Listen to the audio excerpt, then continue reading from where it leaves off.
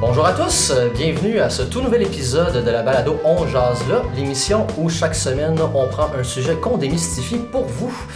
Je suis Clarence au micro, à l'animation aujourd'hui, avec Marc-André. Salut Clarence, ça va bien? Ça va très bien et toi? Ça va super bien, je suis particulièrement content et fébrile de faire l'épisode aujourd'hui, je peux t'avouer. Comprends tout à fait ton sentiment parce que aujourd'hui à l'émission on a un invité de marque, je pense, qu'il convient de souligner ici. On a aujourd'hui Alexandre Boulris avec nous. Bonjour Alexandre. Oui, bonjour. Comment ça va? Ça va très bien, ça va très très bien. Je suis très content d'être avec vous aujourd'hui. On va parler de choses vraiment, je pense, cruciales et importantes pour l'avenir de tout le monde. Oui, tout à fait, parce qu'il est à savoir, chères auditrices, chers auditeurs, que cette rencontre s'inscrit dans notre cycle en ce moment à l'émission sur les changements climatiques. Et il est savoir qu'Alexandre Boulris, député du NPD dans la section Rosemont, dans la circonscription, Rosemont-Petite-Patrie au fédéral depuis 2011, oui. Réélu en 2015. Et Alexandre, tu es porte-parole en matière de changement climatique pour le NPD. Et en fait, juste pour savoir comme ça, porte-parole de l'opposition dans un sujet aussi précis que les changements climatiques. C'est quoi ton rôle là-dedans quand tu tiens cette position-là?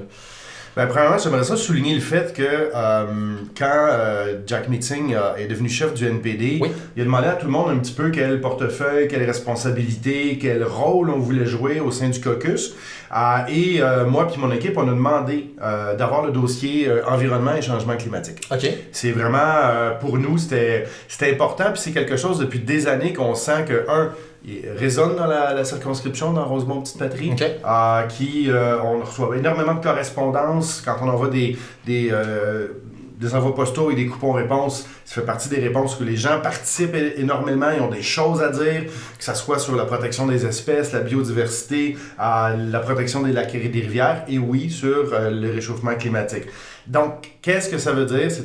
Quand il va y avoir une présence ou une annonce qui est faite par Catherine McKenna, la ministre de l'Environnement du gouvernement libéral, bon, mais c'est à moi puis mon équipe d'analyser, de trouver la réponse, le positionnement du NPD, le message. Donc ça c'est un travail qui peut être quotidien en chambre, au Parlement, que ce soit à la période de questions, dans les comités, ou alors ce qu'on appelle des scrums, là, quand on est dans le couloir puis les journalistes nous entourent de micros puis de caméras. Mais ça veut aussi dire d'élaborer des plateformes, des politiques pour la prochaine campagne électorale. Okay. La seule chose que je peux vous dire en ce moment, c'est que on travaille dessus. Je vais pas faire pas de scoop malheureusement aujourd'hui, mais c'est quelque chose dans les prochaines semaines au printemps pour être capable de, qu'est-ce qu'on a à dire aux Québécois puis aux Canadiens sur les changements climatiques, ça va être quoi le plan de match qu'on va mettre de l'avant, nos objectifs, les moyens pour y parvenir, etc., etc. Donc, ça veut dire aussi que moi, depuis 1 an, je rencontre des groupes, des organismes, des coalitions qui ont des propositions, des recommandations, et on a un dialogue avec eux pour qu'ils soient, satisfaits, fiers de l'offre politique qu'on va mettre sur la table. Puis nous, ça nous alimente dans notre réflexion également.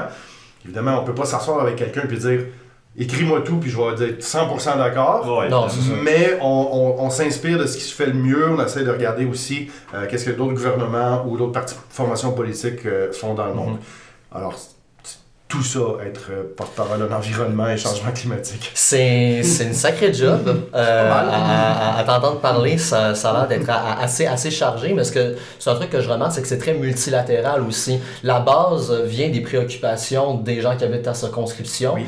Et ça rajoute une légitimité populaire à la position que tu tiens puis à tes responsabilités, mais en même temps, ces responsabilités-là tiennent en compte le souci des citoyens et se répercutent sur l'ensemble l'ensemble des paliers gouvernementaux puis dans l'ensemble de tes activités. Oui, et puis c'est sûr que c'est pas nous qui vont décider qu'est-ce que va faire le gouvernement du Québec, la Ville de Montréal ou l'arrondissement, mais on participe aussi à ces discussions-là avec les différents élus des différents paliers de gouvernement. Alors on amène notre point de vue comme néo-démocrate puis comme environnementaliste sur la table. Et ça fait donc et aussi des discussions à l'international avec des élus de l'Union européenne, du Bundestag ou alors des fois des professeurs de l'étranger qui viennent ici, qui nous remettent un paquet de documents qui sont très très longs à lire, mais qui sont souvent fort intéressants et on essaie de colliger tout ça. Ouais. Je suis content que tu abordes le côté international parce que c'est l'un des sujets qu'on aimerait ça aborder avec toi aujourd'hui. En fait, le sujet principal de l'émission, qui est ta participation à la COP24, qui s'est déroulée début décembre à Katowice, en Pologne, parce que tu y étais sur place à cette 24e conférence des partis sur les changements climatiques. De manière, disons qu'en résumé, la COP, comment tu décrirais ça de manière générale? Il est à savoir que c'est un organe de l'ONU, ça? Oui. Et oui, moi j'appelle ça la grande messe onusienne, enfin une des grandes messes onusiennes. Et je vais revenir peut-être sur ce que c'est, quelle étrange bête ça peut représenter, mais juste pour dire, première étape de l'expérience, sérieusement, Katowice au mois de décembre, là, c'est pas réjouissant. c'est vraiment 50 variables de gris, là. C'est gris pâle, gris foncé, il pleut, il fait froid. J'étais en Pologne, dans cette région-là. Je suis passé en fait par Katowice en train, puis c'est une région de la Pologne qui est principalement ouvrière. L'urbanisme est pensé pour vraiment tout ce qui est usine, industrie, tout ça. Et c'est une grosse région charbonnière. Oui, énormément. Donc, encore beaucoup de production d'énergie à partir du charbon. Même les bâtiments de la ville, tu vois des traces là, de pollution avec le charbon. Okay. Certains moments dans la journée, ça peut sentir également un petit peu. Dans les gares aussi. Dans les gares aussi. Donc, c'est très différent. Et je dois dire, c'était ma première participation à une conférence des partis des Nations Unies. Donc, pour moi, c'était une expérience j'étais très, très excité d'être là-bas. C'est énorme. C'est difficile à décrire. Il y a 185 pays qui sont représentés. C'est juste pour le Canada, l'équipe de négociateurs, c'était 26 personnes. Okay, il y avait 8 personnes aux communications, 5 logistiques, il y avait 6 personnes pour la recherche, etc. Okay. Et il y a aussi des représentants des gouvernements provinciaux du Canada qui étaient là. Il y avait des gens de l'industrie, des compagnies privées, il y avait des représentants des syndicats et il y avait des groupes environnementaux et également des représentants des partis d'opposition, dont moi. Donc, juste la délégation canadienne, c'était à peu près 220 personnes. Mais l'ensemble des participants à la COP24, c'était à peu près 20 000 personnes. C'est énorme. C'est gigantesque. C'est l'ordre du jour, l'horaire de chaque journée est comme affolant. Il faut que tu regardes la veille, puis là, tu peux avoir en même temps, parce que, évidemment, les négociations en tant que telles, où on va... peut-être que je devrais mettre la table en disant c'était quoi l'objectif de cette... c'est ça, en fait, parce que... Puis après, je reviendrai peut-être aux horaires. Parce que de manière générale, dans la population, on sait que la conférence des partis en matière des changements climatiques, c'est une discussion internationale présidée sous l'égide de l'ONU sur les changements climatiques. Mais qu'est-ce qui se passe plutôt dans ces conférences-là? Et c'est quoi surtout l'objectif de ces conférences-là? J'ai l'impression que c'est un peu nébuleux pour la population quelquefois. Ça peut être passablement nébuleux, oui. Il faut savoir que cette COP24 faisait suite à l'accord de Paris, à une COP précédente où on avait fixé les grands objectifs. C'est-à-dire que essayons d'avoir des plans de travail, chaque pays, pour limiter les émissions de gaz à effet de serre à un point tel qu'on va éviter un réchauffement climatique de plus de 2 degrés Celsius et, si possible, éviter de plus de 1,5 degrés Celsius. Cette différence de 0,5 degrés a peut-être l'air insignifiante, mais sur, par exemple, la montée des océans et la déréglementation du climat en général, c'est énorme. C'est vraiment énorme. Alors, vous savez, c'est comme si on avait dit, voici la cible là-bas, voici l'objectif, mais on n'avait pas parlé de détails techniques. Et la COP24 en Pologne était une COP technique. Okay. En anglais, ils appellent ça le Rule Book. c'est quoi le cahier de règlement qui va faire en sorte que chacun va avoir un échéancier avec des méthodes, avec voici qu'est-ce qu'on va mettre en œuvre. C'est réellement la mise en œuvre du plan de travail qui avait été élaboré, des objectifs qui avaient été élaborés à Paris. Il y avait plusieurs sujets qui étaient là sur la table où il y avait des négociations qui étaient séparées. Et l'une d'entre elles, entre autres, c'était le transfert d'informations puis la transparence. Okay. Et ça, ça peut avoir l'air bête un peu, mais c'est extrêmement important.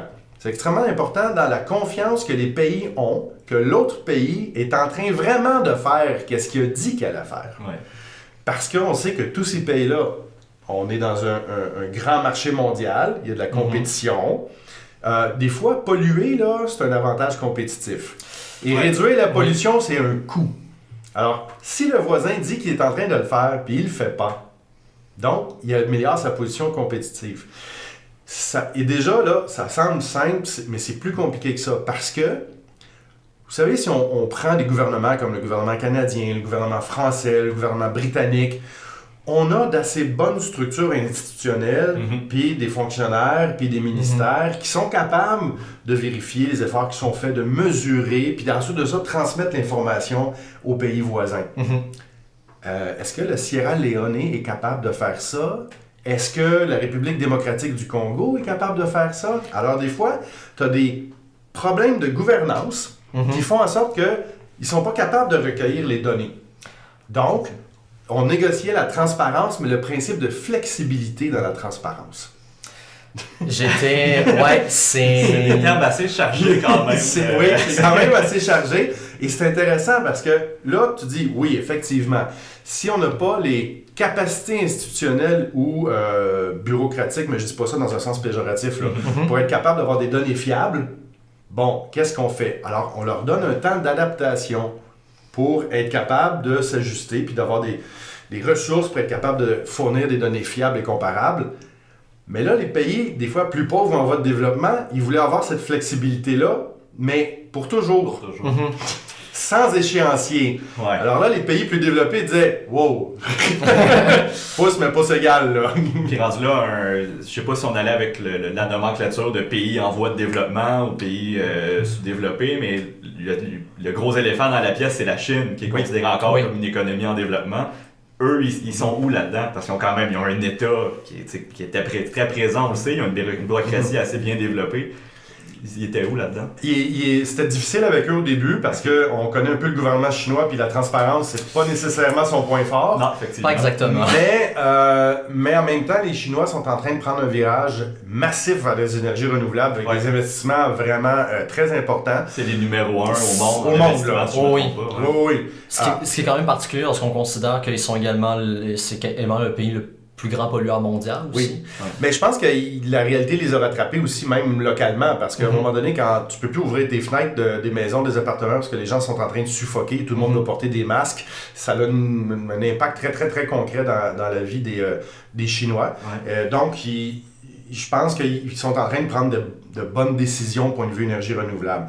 Sur la transparence puis le transfert des données, il y a eu un accord à la fin. OK. Ça a été un des points où il y a eu, on est sorti de là en disant, bon ben, ça a été réglé, ça a été fait, donc c'était quelque chose qui était satisfaisant à la fin des travaux. Et c'est pas le cas pour toutes les négociations. Ben, j'aimerais ça rebondir sur ta question, Marc-André. Justement, tu parles du rôle de la Chine. En contexte de guerre commerciale avec les États-Unis, le fait que, on en parlait il y a 2 émissions de ça, que le pays d'origine du capitalisme fossile en tant que tel, c'est principalement les États-Unis. Le rôle des États-Unis dans ce contexte-là de relations tendues avec la Chine, de par les positions historiques très ambivalentes et aux antipodes des 2 pays, c'était quoi le rôle des Américains là-bas? Est-ce que, déjà, c'était quoi leur rôle? Qui les représentait, puis quels étaient leur rapport de leadership. Ouais, c'est ça. Ouais. C'est plutôt un leadership négatif. Je sais pas si ça existe comme concept, un leadership négatif. On va dire qu'il existe pour l'émission. Pour juste dire une anecdote, puis ensuite de ça, clarifier peut-être c'est quoi un peu le rôle, les expériences que j'ai pu vivre là-bas. Oui. La délégation américaine a fait une grande réception un soir sur le charbon. pour célébrer le charbon. L'énergie qui vient du charbon. Est-ce que pendant la COP24, là. Est-ce que ce serait pour amadouer les entreprises charbonnières qui participaient à la COP24 qui venaient de Katowice? Ça avait plutôt l'air d'un géant pied de nez à la communauté internationale. Et je suis poli en disant pied de nez. Ouais, j'ai une autre expression. On va rester là. On va en rester là. Mais c'est totalement en lien avec les délires du président Trump depuis qu'il est élu président ou même pendant sa campagne électorale. Mm-hmm. Ce qu'il faut bien savoir, c'est que sur les 20 000 personnes qui sont là, c'est pas tout le monde qui participe aux négociations entre les pays, okay? Entre les États et les gouvernements. Et un député fédéral de l'opposition canadienne ne fait pas partie des gens qui sont autour de la table. Mm-hmm. Donc, on est là un peu en périphérie. Et là, peut-être tu vas être plus explicité quel rôle j'ai pu jouer là-bas. Parce que tous les matins, puis parfois une deuxième fois en début d'après-midi, on a les représentants de la délégation du gouvernement canadien qui nous font un briefing. Okay. Tous les matins, par exemple, à 8h, 7h30, 8h, on avait des gens qui sont sur les tables de négociation, sur les différentes tables. Il y en avait 5, si ma mémoire est bonne, puis demandez-moi pas c'est quoi les 5 exactement. Puis tu avais la négociatrice en chef du Canada qui était là, qui rencontrait tous ceux que ce soit de la société civile, des groupes environnementaux ou des partis d'opposition. On était dans une salle, ils nous faisaient des comptes rendus de si ça avance, s'il y a des obstacles, quel est un peu le comportement de la présidence polonaise de la conférence, et on pouvait poser des questions. Mais ça restait assez général, les informations qu'ils nous fournissaient à ce moment-là. Ensuite de ça, pendant le reste de la journée, moi je pouvais décider d'aller à une activité organisée par la Confédération internationale des syndicats sur la transition juste et la nécessité de faire de la formation de la main-d'œuvre pour faire justement cette transition, pour pas qu'il y ait des pertes d'emplois massives, que les gens puissent se retrouver sur le marché du travail.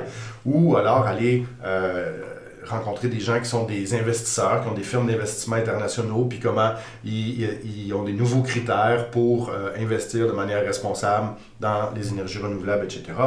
Tu avais des kiosques qui représentaient des pays, des kiosques qui représentaient des ONG, des universités, tu avais des panels, des conférences et des conférences de presse, tout ça en même temps, pour avoir à peu près 15 activités différentes à chaque demi-heure. Et là, tu choisis où tu veux aller. Un gros buffet d'un gros buffet d'informations et d'échanges. Tu essaies de tisser des liens, rencontrer des gens, avoir des contacts.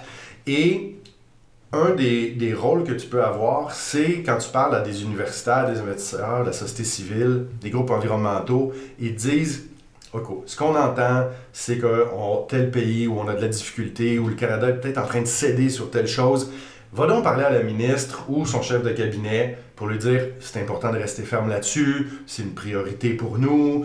Alors, il y a beaucoup ça de chassé-croisé où on peut aller voir l'équipe principale, la négociatrice en chef ou alors le chef de cabinet de la ministre ou la ministre elle-même pour aller peser, aller faire pression puis aller passer des messages de certains alliés ou de gens qu'on a rencontrés. Et tout le monde fait ça. Dans tous sens, dans toutes les directions. Alors, c'est un rôle qui, je pense, qui est important dans la dynamique de la négociation pour la Fédération canadienne. Et aussi, j'ai un rôle de répondre aux questions des médias et de communiquer qu'est-ce qui se passe là-bas aux gens du Québec, de Montréal ou de Rosemont, la petite patrie. Puis j'imagine que l'équipe de la ministre et tout ça, l'équipe vraiment de négociation, ils ne venaient pas vous demander votre avis à vous, aux autres membres de l'opposition. Je pense pas que ça les... Non, mais ils sont très gentils quand même. Ils sont très très polis. Hein? C'est des gens qui sont un peu tous diplomates. Et il faut dire que j'avais eu aussi une rencontre de briefing, une rencontre préparatoire avec la ministre et son équipe à Ottawa avant de partir en Pologne. Et on avait échangé un petit peu sur le message qu'on veut passer là-bas, sur quoi on s'entend. Puis on va parler d'une même voix, parce que ça arrive aussi. Et aussi sur le fait que moi, je mettais carte sur table. C'est-à-dire que, Mme McKenna, si vous me dites que c'est important de dire le discours qu'il faut avoir un prix sur la pollution, ce que les conservateurs appellent une taxe sur le carbone, je vais être avec vous, je vais dire, Mme la ministre, vous avez raison. Mais je vais dire, vous êtes en train de rater les cibles de réduction de gaz à effet de serre. C'est-à-dire, Si on est d'accord, je vais le dire. Mais je vais dire que vous en faites pas assez, puis vous allez pas assez loin, pas assez vite. Puis elle a dit, je comprends, c'est ta job. T'es député d'opposition. Donc, c'est un peu ça, cette dynamique-là. C'est sûr que moi aussi, comme porte-parole en environnement, si la ministre était à quelque part, j'avais tendance à être là, si c'était pas une table fermée pour les négociations, pour être capable d'amener le point de vue du NPD si jamais des gens posaient des questions après que la ministre a affirmé telle ou telle chose. Là, je vais être un peu partisan, là. Chers auditeurs, soyez avidis. Tous les ministres de l'Environnement donnaient un discours devant l'Assemblée plénière là-bas aussi. Pendant la journée, il y avait des moments où on demandait à tout le monde, les délégations des États, d'être dans la salle. Et je dois dire que Catherine McKenna a livré un excellent discours à Katowice. Okay. Et si on m'avait passé la feuille de son discours, j'aurais avec plaisir signé en bas de la page. C'était parfait. C'était vraiment sur un sens de responsabilité envers les futures générations, le fait que c'est le principal défi qu'on doit relever en ce moment. Toutes les cases étaient cochées. Ouais. Toutes les buzzwords étaient là. C'était merveilleux. Mais moi, je suis obligé de dire ensuite de ça, oui, mais regardez, il y a un rapport en fin 2017 qui disait qu'on allait rater de 66 mégatonnes la cible des conservateurs pour 2030. Alors, on est supposé d'atteindre 517 mégatonnes en 2030. Là, le commissaire à l'environnement nous dit qu'on va rater ça de 66 mégatonnes. Là, décembre dernier, un an plus tard, même rapport, sur la même chose. Là, on va rater la cible de 79 mégatonnes. OK? Donc, c'est vraiment pas négligeable. C'est pas négligeable et plus on avance, plus on recule. Ouais. Sur des cibles, pas particulièrement ambitieuses non plus. Ouais. Donc, il n'y a pas de quoi être fier. Je veux dire, à un moment donné, c'est comme si tu dis quelque chose, il faudrait que tes actions suivent et que tu obtiennes des résultats. Parce que sinon, c'est un peu du vent, là, c'est le fun, là, mais c'est pas la réalité. Et à Katowice aussi, il y avait une évaluation de la performance de différents pays dans leurs efforts de réduction de gaz à effet de serre. Il y a 60 pays qui avaient été comparés, 60 pays développés, riches, appelez ça. Le Canada en faisait partie. Savez-vous à quelle position on était sur la performance? Sur 60. Sur 60? Ouais. Dis-le nous qu'on désespère un peu. 50? 54. 54e sur 60. Et alors, des fois, c'est mon rôle aussi de rappeler ça pour dire... vous n'avez pas fait grand-chose pour être sérieux pour diminuer les émissions de gaz à effet de serre, à part faire des beaux discours à New York ou à Katowice. Ça nous amène quand même à plus de pollution, on contribue au réchauffement planétaire. On ne va pas atteindre les cibles de Stephen Harper. Alors là, on dit on n'est pas sérieux. Puis en plus de ça, on prend 4,5 milliards pour acheter Trans Mountain. Oui, on a appris, on enregistre le 1er février en ce moment pour essayer de nos auditeurs. On a appris hier qu'en plus on a payé trop cher pour ce pipeline-là. Oui, le directeur parlementaire du budget vient de dire, vous savez, l'évaluation en fait était entre 3,5 et 4,5 milliards. Vous avez payé 4,5. Ouais. Le maximum sur la fourchette. On aurait pu économiser $1 milliard. Nous, on trouvait que c'était un mauvais investissement au départ. Là, il est juste encore plus mauvais. Ouais. C'est juste pire. Et il faut que les gens comprennent aussi que c'est sans compter le 9 à 10 milliards qui est prévu pour l'expansion du pipeline. Ouais. Parce que le but, c'est de tripler la production et l'exportation de ce pétrole-là. Alors, on parle plutôt de 14 à 15 milliards de dollars. Oui, au bas mot. Au bas mot. Il y a beaucoup de choses qu'on pourrait faire avec cet argent-là. Et plusieurs études nous montrent d'ailleurs que chaque dollar investi dans les énergies renouvelables crée 4 fois plus d'emplois que les combustibles fossiles, surtout le genre de pétrole qui est véhiculé par le pipeline Trans Mountain. Qui est l'un des les plus polluants au monde. Les plus polluants au monde, un bitume lourd également, qui... S'il y avait un déversement ou une fuite sur la côte dans les océans, on ne sait pas trop comment on serait capable de le ramasser parce qu'il flotte pendant un bout de temps sur l'eau, donc on pourrait mettre vous savez, quand on voit ça, une espèce de bouée qui font que c'est une frontière, un mur, puis on empêche d'aller plus loin. Marqué scène de crime, ne pas dépasser. Oui, avec des oiseaux englués là, qui vont crever là, c'est épouvantable. Mais là, ce bitume-là est tellement lourd qu'après un certain temps, il pourrait Il pourrait couler. Ouais. Puis aller dans le fond. Et si il y a des écosystèmes fragiles dans le fond, ça va être dévastateur. Et même s'il n'y en a pas, on ne sait pas trop bien comment on irait le chercher par la suite. Alors c'est à un paquet d'égards une mauvaise décision. Ouais. Et là, dans le rapport du directeur parlementaire du budget, fin janvier, 31 janvier qui a été émis, il y a aussi le fait que là, c'est bloqué par les cours. La Cour fédérale a mis un stop, là. Il n'y a pas de travaux pour l'expansion du pipeline. Puis le directeur parlementaire du budget dit pour chaque année où on n'est pas capable de produire avec ce pipeline-là, on perd 700 millions de dollars. Donc, plus ça va être retardé, plus ça va coûter cher. Et on va peut-être revenir à la COP24 après, mais je suis pas un grand capitaliste, donc je suis pas un grand investisseur. Mais si une entreprise privée qui est spécialisée dans la gestion d'infrastructures pétrolières comme Kinder Morgan dit Trans Mountain, là, puis son expansion, c'est trop risqué pour moi. Je suis pas capable de prendre ce risque-là, je vends. Il faut que je vende ça.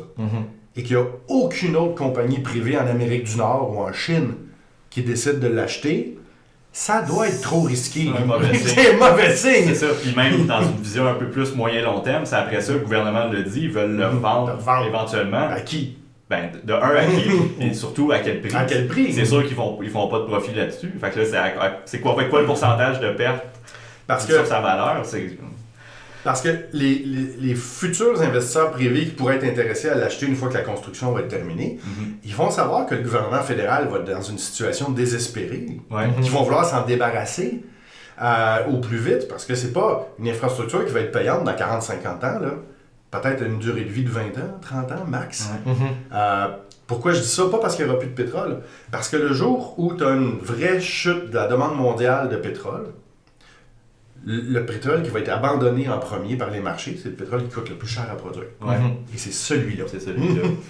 Donc, il n'y a pas d'espérance de vie à long terme pour ça. C'est pas viable comme investissement. C'est pas viable comme investissement, même si on met de côté l'enjeu des réchauffements climatiques. Surtout qu'on considère que, justement, on l'a appris que ça a coûté 4,5 milliards de dollars. Dans un contexte où on se tourne, où tu l'as dit un peu plus tôt, où on devrait se tourner de plus en plus vers les énergies renouvelables, tout à la base dans ce projet-là indiquait que ce ne serait pas viable à long terme. Question, pourquoi n'a-t-on pas investi ce 4,5 milliards-là ailleurs pour faire en sorte que que le discours de McKenna à la COP24 puisse avoir un peu plus de substance en dessous des mots. Puis de substance réelle, puis de cohérence, surtout, parce que là, c'est vraiment un double discours. C'est un peu mystérieux encore pour moi. Pourquoi? Et ils ont été extrêmement vite à prendre cette décision-là. Faut savoir qu'en tant que parlementaire, là, c'est un décret ministériel. Là. C'est Morneau qui a signé un chèque dans son bureau. Et ça a fait l'objet de 0 minute de débat en chambre. Bonjour la démocratie parlementaire. Ça fait très arbitraire comme décision. Très arbitraire, oui. On prend le chéquier puis on l'achète. Quand ça a été le cas, d'ailleurs, les actionnaire de Kinder Morgan ont accepté la transaction à 99,5%. C'est sûr. Ils étaient hyper contents. Et les 3 principaux dirigeants de Kinder Morgan se sont votés immédiatement des bonnies de $1 million chacun, avec notre argent. Pourquoi je fais ça? Désolé pour ce moment un peu démoralisant. On est fidèles à nous-mêmes. C'est un peu ça, c'est ça. Mais ce qui est le discours du gouvernement libéral en ce moment, puis là, je vais dire, c'est un peu ce qu'ils disent en anglais, leur rationnel, là, ce qui est une mauvaise traduction, leur argumentaire. Ce matin, j'étais d'ailleurs en débat sur un panel à CTV, puis le député libéral qui était là répétait ces propos-là. C'est-à-dire que eux, ils nous disent qu'on perd de l'argent parce que notre seul client pour l'exportation de notre pétrole, c'est les États-Unis en ce moment. Et vu qu'ils ne sont pas capables de jouer avec un concurrent, les Américains nous paieraient moins cher notre pétrole que ce qu'on pourrait le vendre si on avait d'autres sources ou d'autres sources de revenus, ou d'autres possibilités d'exporter. Donc l'objectif, c'est de pouvoir envoyer ce pétrole-là en Asie. Et là, de jouer sur la Chine versus les États-Unis pour augmenter le prix de notre pétrole.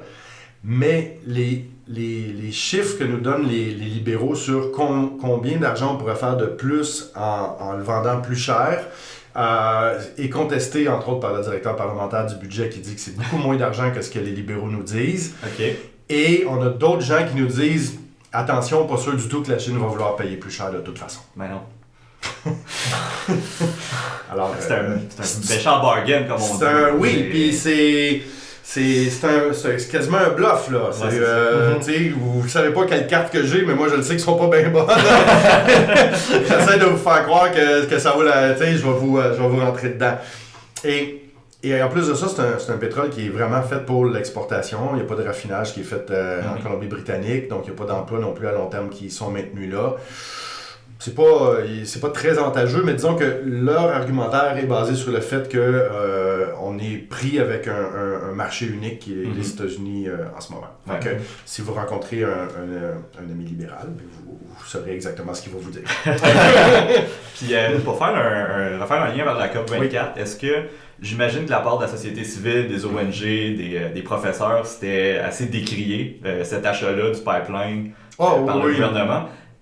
C'était quoi la réaction des autres gouvernements qui, eux, ils ont des relations diplomatiques à maintenir? Est-ce qu'il y avait des discussions de « je comprends pas trop votre plan » ou en général, ça passait en dessous de la table? Ça passait un peu en dessous de la table. OK. Ça passait un peu en dessous de la table. C'était mon impression.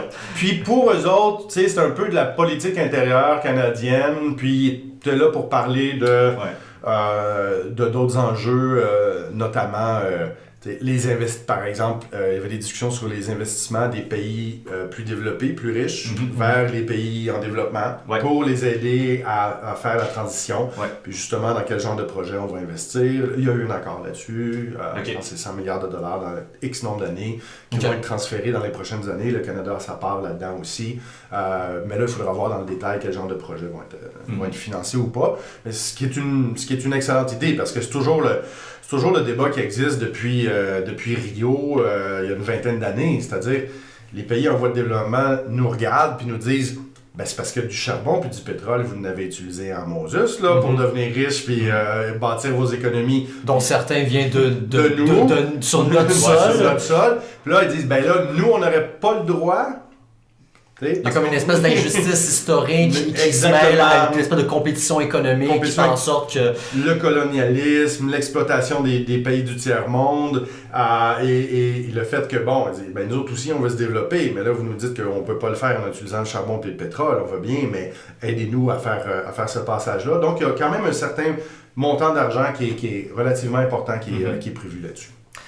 T'en as parlé un petit peu tantôt, on l'a vraiment juste effleuré le sujet, mais pour encore rester un peu dans le sujet de la COP24, on va parler des politiques de développement durable. On t'a dit qu'il y avait des entreprises, des ONG, des groupements citoyens, des syndicats qui prenaient part, donc soit aux négociations, soit aux différents panels ou aux kiosques qui étaient érigés à Katowice dans le cadre de la coop.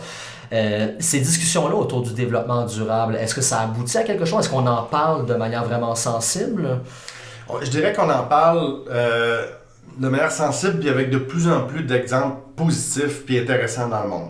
Il y a beaucoup d'échanges sur nous, on a essayé ça, ça fonctionne. Nous, on a fait tel investissement, ça a pu produire tant d'électricité. Et donc, il y a beaucoup d'échanges de ce qu'on appelle en anglais les best practices. Qu'est-ce qui fonctionne le mieux, puis qu'est-ce qu'on a fait chez nous pour vraiment comme voir où est-ce qu'on pourrait s'inspirer. C'est sûr, les syndicats, eux, étaient beaucoup portés sur la formation de la main-d'œuvre. Oui.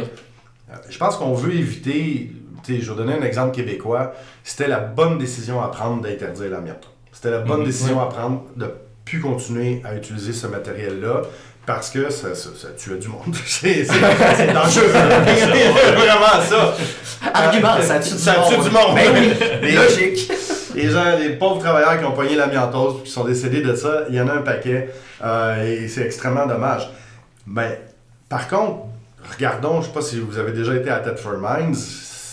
c'est triste, là. C'est-à-dire que on a dit à ces gens-là, il faut fermer cette industrie-là, parce qu'on n'a pas le choix. C'était la bonne décision. Mais on a un peu abandonné cette région-là, puis les travailleurs et les travailleuses là-bas. Et ça, c'est quelque chose que pour des organisations syndicales, pour des gens comme nous au NPD, on ne veut pas faire ce genre d'erreur-là dans l'avenir. Quand on parle de... quand M. Legault, quand le premier ministre Legault dit « je veux pas du pétrole sale de l'Ouest », c'est un pétrole qui est extrêmement polluant, puis il faut phase out, passer à d'autres choses le plus rapidement possible. Mais pour des gens qui habitent en Alberta ou en Saskatchewan, quand ils entendent ça, pour eux, c'est comme si on les insultait personnellement. Parce que ça fait partie de leur identité. Ben oui. Ouais. C'est quelque chose qu'il faut respecter, le fait que ces familles-là, ces communautés-là, ont vécu pendant des années grâce à cette ressource-là. C'est comme si, comme Québécois, on nous disait l'hydroélectricité, c'est fini, Hydro-Québec, on n'en parle plus. C'est tellement profond dans juste de ce que c'est d'être Québécois. Il y a un lien avec ça. Je peux comprendre leur point de vue aussi. Là. Puis dans un sens, ça vient toucher, on touche vraiment là à l'enjeu de justice sociale qui vient altérer et durablement toucher le phénomène des changements climatiques. En philosophie de l'écologie, il y a un dicton qui dit « Pendant que vous pensez à la fin du monde, moi je pense à la fin du mois. » Oui. Et c'est d'où l'intérêt, j'imagine que c'était le cas un peu à Thetford Mines, quand tu arrives dans une place où ton économie est basée sur une chose et qu'on te l'enlève, on coûte dans le fond l'herbe sous le pied, cette colère-là et cette tristesse-là de la population est compréhensible. Donc, l'idée derrière, c'est qu'est-ce qu'on peut faire pour ces gens-là pour les amener vers cette transition-là écologique, donc économique. Oui, c'est ça. Et il faut être capable d'avoir un plan qui est crédible pour leur dire voici la formation et voici l'investissement qu'on va faire et voici le travail que tu vas avoir à faire demain. Est-ce que tu es outillé pour le faire? J'ose imaginer, et là je parle peut-être à travers mon chapeau, que si vous êtes un soudeur et que vous êtes capable de souder des tuyaux pour faire des pipelines, peut-être que vous êtes soudeur pour être capable de faire une éolienne et que ça ne demande pas une transition si importante que ça. Par contre, si vous travaillez comme travailleur de construction justement pour bâtir des infrastructures, puis qu'on vous demande demain matin de faire des panneaux solaires, oups! Pas convaincu que là... Et la personne le sait dans sa tête, là. Oui. Si tu lui dis, OK, c'est pas grave, de toute façon, tu vas aller faire des panneaux solaires. Elle dit, attends une minute, là, je sais pas comment faire ça, moi. C'est tellement dans le discours mondialiste, dans le sens très capitaliste du terme en ce moment. Je travaille un peu sur... il y avait le Davos la semaine dernière, donc le World Economic Forum, je travaille un peu là-dessus dans le cadre de mon travail. Puis j'écoutais les discours qu'il y avait là-bas. Puis c'est des entendre parler des fois, les PDG de compagnie qui ont totalement déconnecté. Puis ils vont juste aller faire telle affaire. Mais tu vois, il n'y a aucun lien entre les deux métiers. Puis non. C'est bien le fun sur papier, mais en vrai, comment on fait? T'sais? Ils ont juste à manger de la brioche.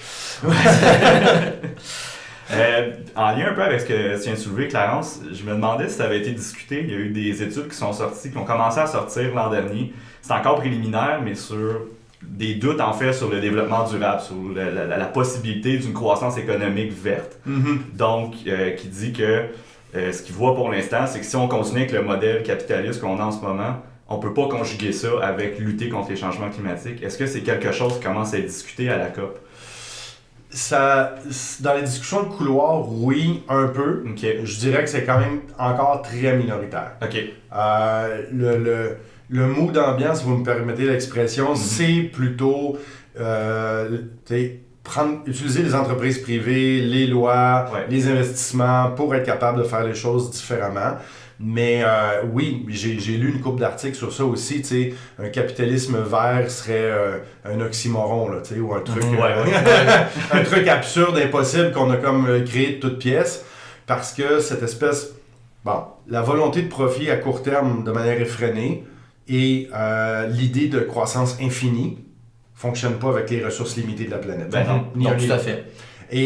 Mais on a des discussions aussi au NPD, puis avec des différents groupes environnementaux là-dessus. Et c'est des débats de fond qui sont vraiment importants. C'est sûr que comme homme ou femme politique, arriver demain matin puis dire aux gens on va avoir une décroissance, Je peux aussi bien me pitcher en bas du pont puis avoir le même résultat électoral. Là, c'est pas...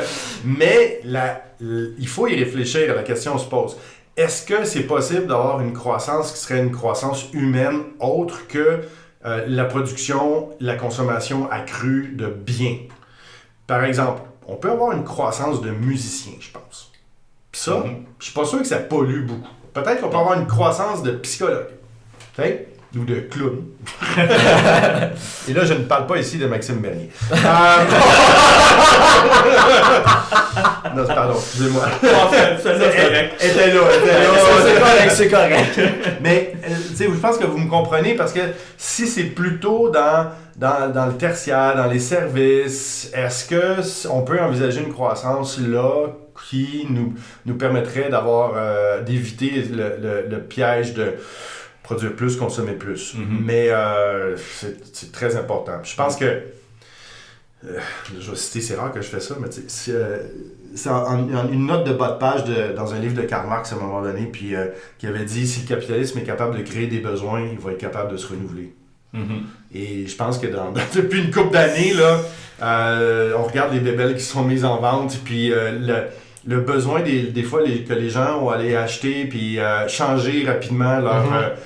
que ce soit leurs électroménagers, leur automobile, leur ordinateur, leur téléphone, c'est épouvantable. Tu n'as pas besoin d'un téléphone intelligent par année. C'est complètement ridicule. Les enfants n'ont pas besoin d'avoir des montagnes de jouets à Noël puis à leur fête non plus parce qu'on ne sait plus quoi faire avec à un moment donné puis ça prend trop de place. Je pense que l'idée d'une certaine simplicité volontaire est nécessaire. Est-ce que ça viendrait remettre en question le capitalisme? Peut-être. Parce que une consommation réduite est contre le système, en fait. Ouais, puis on le voit, dès qu'une compagnie annonce on avait une prévision de 3%, on est à 2,9%, ils vont perdre 5% de leurs actions à cette annonce-là. Et c'est pas parce qu'ils ont perdu d'argent. Non, c'est ça. C'est qu'ils ont juste pas fait autant d'argent qu'ils avaient annoncé. Exactement. On se calme. C'est vraiment changer de paradigme de réflexion là-dessus. Puis... Oui, et j'avais une discussion ce matin avec quelqu'un qui est beaucoup impliqué dans l'entrepreneuriat social puis l'innovation sociale dans le quartier qu'on appelle Milex ici, là, à Montréal. Puis c'est intéressant parce que, on a essayé d'approfondir ça un petit peu en disant, on quitte le modèle il y a une entreprise privée qui veut faire du profit le plus vite possible par n'importe quel moyen, puis des gens qui sont investis dans leur communauté, puis qui sont vraiment dans des ONG, puis dans des groupes communautaires. L'entrepreneuriat social est un petit peu comme dans le milieu des deux. C'est-à-dire que, oui, on veut dégager des profits parce qu'il faut bien vivre, puis on veut avoir un revenu, mais c'est un entrepreneuriat qui a du sens socialement et qui a une utilité sociale, mais qui n'est pas dans le profit à tout prix.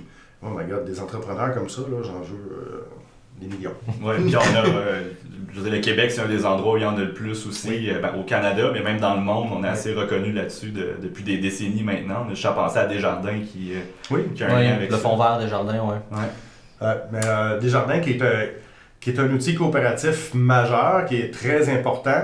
Je vous dirais qu'on a peut-être un petit peu laissé aller avec les années.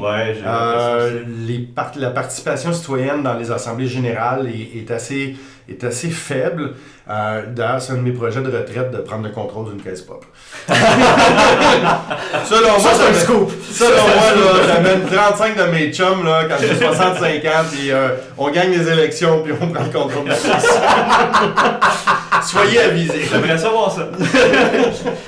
J'ai une autre question d'un sujet que je me demande si ça a été discuté. On l'a abordé quelques fois à l'émission, c'est la question de la géo-ingénierie. Épisode 6 à l'émission. 5 si je me trompe. 5, c'est enfin, 5 ou 6. Je vais juste faire un petit résumé. S'il te plaît. En gros, la géo-ingénierie, c'est l'idée d'utiliser la technologie pour freiner le réchauffement climatique. Il y a deux grandes catégories de géo-ingénierie. La première, c'est de capturer le carbone. Ça peut être tout simple que planter des arbres. Ça peut être de le transformer sous forme liquide, l'enterrer sous terre. Et la deuxième forme de géo-ingénierie, qui est celle plus inquiétante, mais qui aurait un impact possiblement plus grand, c'est l'idée de ce qu'on appelle la gestion du rayonnement solaire. C'est, dans le fond, par plusieurs moyens différents, de faire qu'il y ait moins de luminosité du soleil qui se rende sur Terre. Ça peut être aussi simple que de mettre un spray dans les airs avec des microparticules qui feraient refléter plus de rayons du soleil, puis ça viendrait baisser la température. C'est similaire encore qu'une explosion volcanique massive.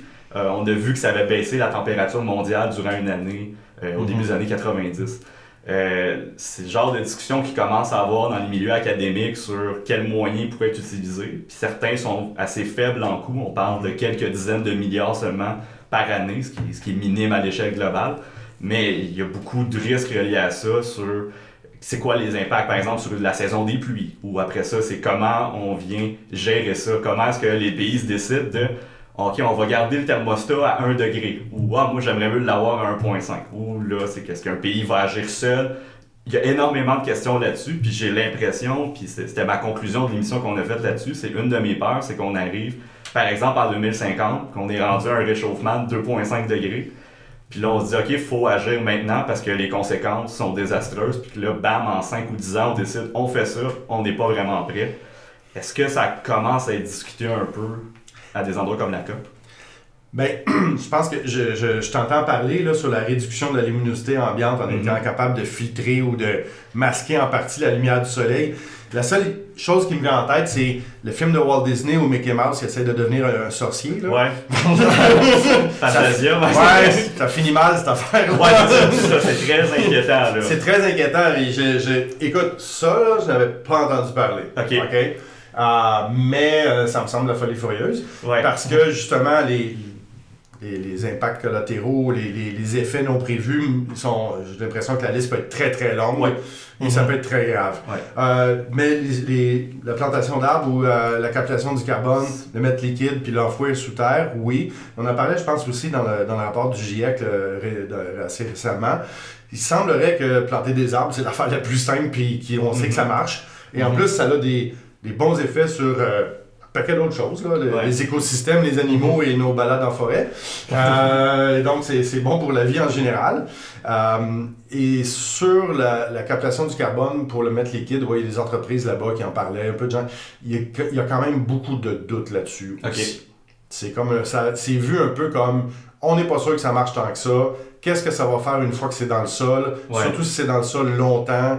Ça va-tu revenir à la surface, etc., etc. Alors donc, la durabilité de la solution est remise en question. Puis il y a beaucoup de gens qui disent, écoutez, on a encore la chance de changer nos manières de faire telles que on va réduire nos émissions de gaz à effet de serre. Parce que là, c'est comme penser que la technologie va arriver et va nous sauver les fesses parce qu'on n'aura pas agi de manière responsable. C'est risqué. Oui. C'est extrêmement risqué. Oui, c'est ça. Il y a beaucoup de groupes conservateurs qui dès qu'ils ont entendu parler de géo-ingénierie, ils se sont mis à croire un peu plus au changement climatique. Oui, ils ne diront pas, non, mais ils sont contents d'avoir comme ça, je peux continuer à polluer, j'ai pas besoin de changer mes habitudes, let's go le gaz puis le pétrole, puis on le captera, puis ça va régler le problème. Exactement. Ça semble un peu facile. Ben, c'est pour ça aussi que la perspective de la géo-ingénierie, même dans les milieux académiques et scientifiques, c'est une prise de position, c'est un sujet qui est plus étudié par les milieux plus conservateurs aussi, parce que ça permet de continuer de maintenir un peu le statu quo dans un système économique capitaliste comme le nôtre. Ouais, ben c'est de plus en plus accepté d'une vision plus neutre ou plus de gauche sur... C'est vraiment dans un sens scientifique de... Faisons la recherche au cas qu'il y ait un fou qu'on n'a pas le choix. Au cas qu'on n'a pas le choix. Ben, ça peut aussi... Ça reste tabou. Parce que je voulais parler peut-être d'une table de négociation qui n'a pas fonctionné à la COP24. OK, laquelle? Oui. Et là, j'espère que tout le monde est de bonne humeur, là, parce que ça, c'est l'aspect d'honneur de mon... c'est correct. Allons-y. Nos auditeurs sont habitués. On pense souvent à des futurs de technologie, de changement climatique, puis à la fin, on termine des fois, puis on est un peu découragé. Oui. Nos auditeurs sont au courant que la vie fait mal. Ouais, c'est ça. Parce que... dans une des tables de négo, ça s'appelait la discussion sur les ambitions. OK. Et les ambitions, c'est l'augmentation des cibles. On a des cibles assez modestes ici, avec le gouvernement de Stephen Harper pour 2030, qu'on va rater, fort probablement, si rien n'est fait rapidement. Mais l'idée à la COP24, c'était d'essayer de convaincre les pays de, justement, monter le volume un petit peu chacun pour augmenter les cibles de réduction de gaz à effet de serre des pays qui sont concernés et qui peuvent le faire. Pourquoi? Parce que les plans de travail qui sont sur la table, si on les réalise, on a 3 degrés d'augmentation sur la planète. Puis l'objectif, c'est 1,5. Et ça, c'est si on réalise les plans de travail qui sont sur la table, qui ont été acceptés par les pays. Là, nous, on est en train de le rater au Canada. Et les États-Unis ont annoncé leur retrait complètement. Ouais. Donc, c'est pas très bon signe pour la suite des choses parce que le 1,5 degré qui était l'objectif de l'accord de Paris, je vois pas vraiment comment on va pouvoir y arriver quand aucun pays s'entend pour dire il faut être plus ambitieux. Et voici ma nouvelle cible, ou comme État, voici mon nouvel objectif. Alors qu'on sait, bon, c'est ça, le rapport du GIEC nous a dit on a 12 ans à peu près avant que ça soit vraiment irréversible. Dans ce cas-là, comment on va y arriver? Il va falloir des changements de gouvernement profonds là, dans plusieurs pays très, très importants. Et comme hier, j'étais à Québec, puis j'ai rencontré une dizaine de groupes environnementaux. Et quelque chose, il y a une femme qui nous disait, il y a quelque chose qui arrive qui n'existait pas il y a 5 ans, c'est des gens qui sont en panique climatique. Il y a un phénomène psychologique. Psychologique. Qui appellent le groupe environnemental et qui capotent leur vie, comme diraient mes ados. Parce que ça les effraie. Mais ils sont dans un état où ils savent plus quoi faire, puis là, ils ont peur de l'avenir. Mais bon, c'est normal d'avoir peur. C'est un réflexe humain qui est très bien, parce que ça nous pousse à corriger le tir. On est là aujourd'hui. Oui, ou à courir quand il y a un ours, là.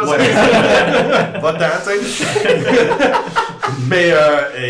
Mais il faut dépasser cette peur-là pour rentrer dans l'action. Que ce soit comme citoyen, comme organisme, comme municipalité, ou évidemment à des niveaux gouvernementaux aussi. Mais c'est intéressant ça, comme mauvaise nouvelle, si je puis dire, parce que ça vient mettre la table sur une dimension des changements climatiques qui est assez peu abordée. En tout cas, moi, dans mes lectures personnelles, j'ai assez peu vu ça. L'impact psychologique sur la santé mentale des gens d'une perspective menaçante comme celle des changements climatiques. Ça crée une angoisse. Ça crée une angoisse. Et si on parle ici d'angoisse chronique, de risque à tout le moins d'angoisse chronique, on parle des impacts de santé sur la population, mais c'est plus sur la santé physique. On parle de famine, on parle de sécheresse, etc. Mais de santé psychologique, c'est quelque chose qui nous est assez inconnu, même encore là, en ce moment. Mais c'est peut-être un phénomène dont on va entendre parler de plus en plus, malheureusement.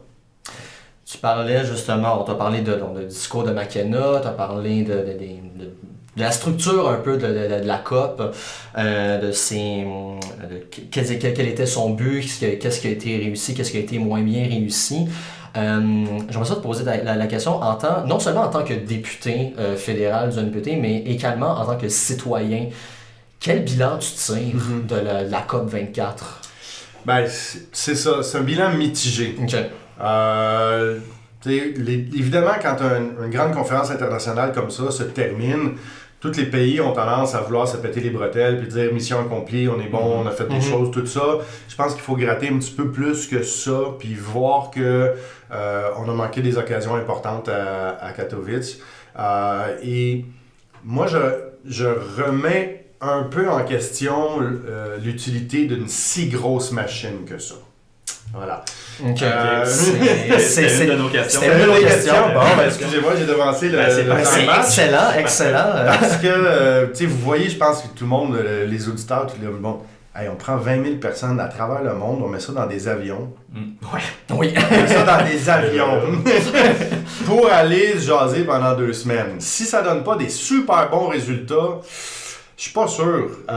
Juste pour prévenir, moi j'ai déjà envoyé un chèque à Arbre Révolution, une entreprise québécoise qui plante des arbres pour compenser les émissions de gaz à effet de serre pour mon billet d'avion à Montréal-Katowice. Okay? Donc, est-ce que c'est quelque chose que n'importe qui peut faire?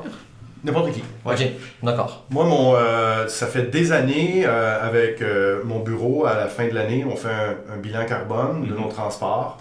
Et puis, on paye un organisme pour planter des arbres, pour avoir une contrebalancée, puis être carboneutre. Ça, c'est une initiative qu'on a pris. Une initiative qu'on a pris comme équipe, mais c'est moi qui fais le chèque.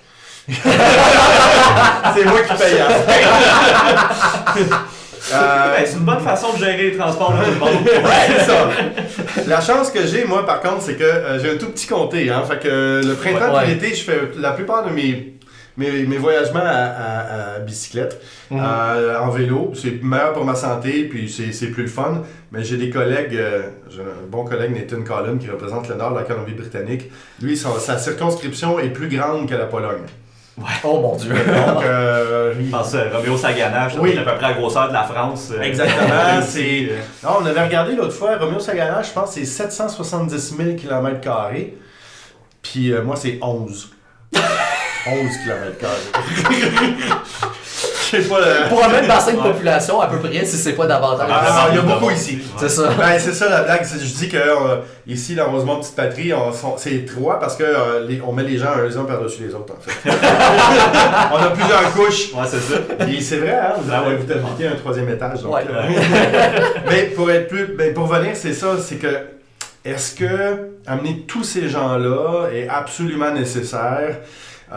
Moi, je pense que les groupes environnementaux se rencontrent déjà, les universités ont des liens entre eux. Peut-être que c'est bien de mettre les environnementalistes, les syndicalistes, les universitaires qui puissent se rencontrer. Mais tu sais, là, des vidéoconférences, FaceTime, je sais pas. La technologie, on parlait de comment utiliser la technologie pour régler des problèmes et des solutions. C'est bien rare que tu as une salle où il va y avoir plus que 300 personnes, peut-être, ou 200, ou des fois 50. Donc, ça pourrait s'organiser différemment. Les négociations entre les États, et tout le monde est à New York, à l'Assemblée générale des Nations unies. Là. Tout le monde est à Genève également. Donc, est-ce qu'on ne pourrait pas utiliser ces lieux-là qui existent déjà au lieu d'aller faire cette espèce de grande messe qui est un show un petit peu? Show / mission commerciale. Ouais. OK? Oui. Il y a beaucoup de compagnies qui sont là. Beaucoup de compagnies, beaucoup d'investisseurs qui sont là. Puis, tu sais, quand j'étais à la réception du gouvernement du Québec, à un moment donné, on écoutait les discours. Tu sais, c'était une mission commerciale. Là. On était là pour vendre des entreprises québécoises, puis leurs produits, puis leurs services à d'autres dans le monde, ce qui n'est pas une mauvaise chose. Mais ça aussi, ça existe déjà, puis ça se fait à d'autres moments. Donc, oui, j'ai sorti de là, j'avais un léger doute. Tu parles de show politique, économique, gouvernemental, ça prend tout son sens, surtout en ce moment avec la montée de certains gouvernements de l'extrême droite. Le Brésil qui vient de retirer sa candidature pour tenir la COP25 l'année prochaine, cette année en fait plutôt. La COP25 qui se passera pas au Brésil finalement, dont on a parlé un peu tantôt, Donald Trump, les tendances un peu de l'extrême droite dans les pays européens aussi. Est-ce que je vais y aller de manière très frontale, là. Est-ce que tu penses que les événements comme la COP contribuent à alimenter le cynisme politique? En partie, oui. Je dirais que c'est peut-être pas un facteur majeur ou prépondérant, mais ça peut l'être à certains égards parce que c'est justement ce que De Gaulle appelait le grand machin. Là. Puis ça peut avoir l'air un peu éloigné de la misère de certaines classes ouvrières dans des pays qui en arrachent puis qui veulent avoir des solutions rapides puis autoritaires, ce qui est souvent la voie de l'ouverture vers le fascisme et l'extrême droite. Là. Mais en ce qui concerne le Brésil, là-bas, à Katowice, la bonne chose, c'est que Bolsonaro n'avait pas encore pris toutes les commandes de l'État puis le mandat de la délégation brésilienne est encore avec le gouvernement précédent. Donc c'est comme one last chance. Là. Il est encore dans 2 semaines, c'est fini. Dans 2 semaines, c'est un autre game. Mais c'est vrai que l'insatisfaction des peuples envers ce qui est considéré souvent comme les élites un peu bien pensantes, libérales / environnementales, démocrates, font en sorte que ça ouvre la porte souvent à des... si on ne répond pas adéquatement à leur désespoir ou à leur misère, ça ouvre la porte vraiment, premièrement, à trouver un coupable. Puis le coupable, c'est souvent les migrants, c'est souvent l'étranger, c'est souvent les tziganes, c'est souvent... avant, c'était les juifs, puis aujourd'hui, c'est les musulmans plus fréquemment ici. Et ça crée des tensions énormes dans des pays. Puis, disons... je me demandais ton point de vue plutôt en tant que citoyen, là, en tant qu'être humain, face à tout ça. Tu as été témoin de quand même beaucoup de choses là-bas, en tant que ta position, la position que tu occupes au NPD. Optimiste ou pessimiste par rapport à ce qui s'en vient par rapport à ce dont tu as été témoin. Oui. Ben, je vais me permettre, et j'en prends pas le crédit, de citer Hubert Reeves qui a dit « Je suis volontairement optimiste ». Je suis volontairement optimiste parce que j'ai pas le choix. OK. J'ai pas le choix de l'être parce que l'alternative, je suis pas capable. Je suis papa aussi, j'ai 4 enfants, une famille reconstituée. Donc j'ai doublement pas le choix d'être optimiste. Puis de vouloir faire la bataille, puis de vouloir faire en sorte que... Je te dirais, est-ce que je suis optimiste 24 heures sur 24 tous les jours? Non. Mais j'ai plutôt tendance envie à me retrousser les manches puis à dire, ben, on va faire qu'est-ce qu'il faut faire pour être capable de trouver des solutions. Ça va prendre énormément de bonne volonté, de courage politique. Moi, j'ai l'impression qu'en ce moment, les citoyens font beaucoup d'efforts puis que les gouvernements font pas grand-chose. Et ça, la classe politique au complet est responsable de ça, puis je peux m'inclure là-dedans. Mais... La bonne chose que j'ai retenue de la COP24, c'était les jeunes. OK. Des jeunes étudiants, des délégations de jeunes, des coalitions, de gens qui venaient d'Afrique, qui viennent de Nouvelle-Zélande, puis qui lançaient un appel aux vieux comme moi, là. Aux dirigeants surtout, puis qui étaient extrêmement sensibilisés, conscientisés et volontaires pour justement agir et prendre des virages qui sont radicaux. Donc, il y a quand même une belle relève qui était là. C'était le fun de les voir et les écouter. Je veux vous mettre un préambule clair parce que je veux pas. Ça peut paraître comme une question vraiment chargée puis un peu pognée dans un coin, puis c'est vraiment pas ça mon but. J'ai des opinions assez claires sur l'indépendance du Québec et tout ça. Puis disons que pour des raisons environnementales, ça me convainc de plus en plus sur ces positions-là que j'ai. Comment on peut conjuguer les intérêts de partout au Canada quand ils sont si différents? Quand on veut pas, le Canada reste un État pétrolier. Comment on peut avancer? Parce que ça reste que veut pas, pour un futur encore proche, le Québec va rester dans le Canada. C'est ça notre situation. Fait que aussi bien travailler dans ce cadre-là. Comment rester optimiste au niveau local, au niveau canadien, à ce niveau-là?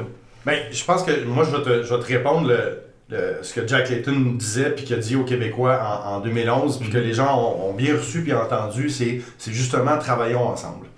Et moi, j'ai de la difficulté à entendre parfois des souverainistes dire ben nous, de toute façon, on a Hydro-Québec, notre énergie est renouvelable, on a fait notre part, que le Canada anglais fasse sa part. 1, c'est pas tout à fait vrai. 2, justement, conservons ce dialogue et cette collaboration avec les gens des prairies. Évitons de se frotter les mains en disant c'est pas notre problème, qu'ils s'arrangent, qu'ils fassent la job. Faut au contraire qu'on soit là, puis qu'on fasse pression pour qu'ils prennent le virage le plus vite possible. Et je pense que c'est plus faisable de le faire en étant dans la fédération qu'en étant ailleurs. Il y a plein de bonnes raisons légitimes pour la souveraineté, là, puis c'est un débat pour avoir... C'est un autre débat. Là. Mais moi, au contraire, je dis que c'est au lieu de rester dans notre coin puis dire de toute façon, nous autres, on est Hydro-Québec, on n'a pas besoin de faire d'efforts, puis dire arrangez-vous. Non, c'est justement, on va s'asseoir ensemble puis on va dire OK, guys, vous avez un problème, là, vous êtes trop dépendants au pétrole, on est prêt à vous aider. Qu'est-ce qu'on peut faire? Qu'est-ce qu'on peut faire avec des programmes fédéraux? Qu'est-ce qu'on peut faire avec pour la main-d'œuvre? Qu'est-ce qu'on peut faire pour justement travailler ensemble et trouver des solutions? Parce que, tu sais, s'ils continuent à polluer autant et que le réchauffement de la planète arrive, pas la souveraineté du Québec qui va empêcher le réchauffement climatique. C'est comme, j'avais déjà entendu aussi des députés du Bloc à Ottawa dans le passé, il y avait un projet de loi fédéral pour interdire des pesticides à grandeur du Canada, puis le réflexe avait été, bon, on n'a pas besoin de ça, on a déjà banni ces pesticides-là au Québec. Ouais, mais c'est parce qu'il y a les grands lacs qui coulent dans le fleuve Saint-Laurent. Ouais. Surtout les questions environnementales, on est tellement tous interreliés que j'aime mieux avoir un canal de communication ouvert pour être capable d'être autour de la même table. Qu'on n'a pas le choix de garder ouvert aussi. On n'a pas le choix. C'est intéressant. Merci. Je trouve intéressant aussi, puis ça, j'ai observé ça traversait à peu près l'ensemble des discussions, c'est que oui, c'est vrai que le capitalisme, les changements climatiques, ça vient altérer significativement nos modes de vie, mais c'est justement parce que ce qui est intéressant avec les modes de vie, c'est que c'est très malléable. Puis comme tu l'as dit plus tôt, on est encore dans un moment où il est encore possible d'agir pour que dans ces modes de vie-là, on inclut des pratiques plus écologiques, que le développement des infrastructures, que le développement entrepreneurial et les régimes politiques citoyens aussi surtout puissent aller en accord avec ça. Donc, et j'ai l'impression que ce que tu nous as dit plus tôt sur ce que tu as vu qui était rassurant à la COP24, les jeunes s'envoient un message qui est quand même significatif, qui est quand même très fort sur les possibilités qui s'offrent à nous. Et pour mettre un peu la question un peu de la fin, est-ce que c'est quelque chose que tu encourages dans ton travail de député? Oui. Écoute, l'être humain a une capacité d'adaptation qui est formidable. Fait que pourquoi on ne pourrait pas s'adapter au défi qui est devant nous? Et je ne veux pas mettre toute la pression sur le dos des citoyens, mais si on est capable de réduire le suremballage, si on est capable de réduire notre consommation de viande, si on est capable de réduire l'utilisation de la voiture l'auto-solo unique, si on est capable de réduire notre consommation de plastique, par exemple, un paquet d'affaires, ça fait toute une différence. Mais les gouvernements doivent mettre des cadres réglementaires et législatifs qui encouragent les entreprises à aller dans ce sens-là, qui aident les citoyens à aller dans ce sens-là également. Alors, on peut-tu arrêter d'investir pour produire des véhicules qui sont extrêmement énormes, polluants, comme ça n'a pas d'allure? Est-ce qu'on peut avoir un vrai plan d'électrification des transports, que ce soit des voitures ou des camions également? Surtout les camions, c'est les autres qui polluent le plus. Et tout ça est extrêmement faisable, puis assez rapidement si on donne le coup de barre qui est nécessaire. Alors oui, ça aussi, ça me permet de conserver un certain degré d'optimisme. Alexandre Boulris, merci énormément d'avoir accepté notre invitation. Cette discussion. C'est déjà fini! C'est déjà fini! Wow! C'est déjà fini. Ben, encore une fois, merci beaucoup. Ce fut une discussion, je pense, extrêmement enrichissante. Ouais. Chers auditrices, chers auditeurs, j'espère que vous aviez apprécié autant que nous cette discussion. Pour vrai, c'est formidable. Ouais. Donc oui, chers auditrices, chers auditeurs, simple rappel pour vous dire que l'émission est disponible sur Podbean, Google Play, YouTube, Spotify et Apple Podcast. Sur Apple Podcast, n'oubliez pas de nous donner un 5 étoiles et de nous fournir des commentaires. Ça nous permet de déjouer les algorithmes de Google. De Apple, oui, mon Dieu, ça va très bien. Et n'oubliez pas aussi, on a une page Facebook et Instagram. N'hésitez pas à aller nous donner un petit j'aime. Et si vous appréciez l'émission, de nous le dire sur notre page. Et donc, il ne me reste plus de temps que pour vous dire merci. Merci encore Alexandre Boulris, merci Marc-André. Mon nom est Clarence et au nom de toute l'équipe, on vous dit à la prochaine.